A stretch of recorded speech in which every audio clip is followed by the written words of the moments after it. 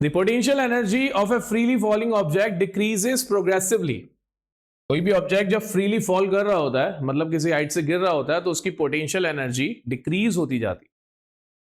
Does this violets the law of conservation of energy? क्या ये law of conservation of energy का violation कर रहा है? सवाल यह है, क्या ये वायलेट कर रहा है? नहीं कर रहा। क्यों नहीं कर रहा?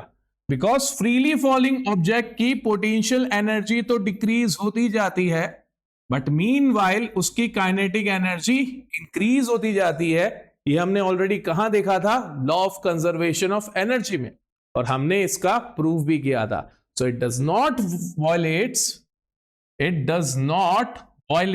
The law of conservation of energy because potential energy keeps on converting into kinetic energy। आसान सी बात है, जब किसी ऑब्जेक्ट को किसी हाइट से ड्रॉप करवाया जाता है तो उसकी टोटल एनर्जी उसकी पोटेंशियल एनर्जी के बराबर होती है इनिशियली, क्योंकि काइनेटिक एनर्जी जीरो होती है। जैसे जैसे ऑब्जेक्ट गिरता जाता है उसकी पोटेंशियल एनर्जी कम होती जाती है, और सारी की सारी एनर्जी किस में कन्वर्ट हो जाती है? काइनेटिक एनर्जी में। पोटेंशियल एनर्जी जीरो बन जाती है और काइनेटिक एनर्जी टोटल एनर्जी के इक्वल आ जाती है।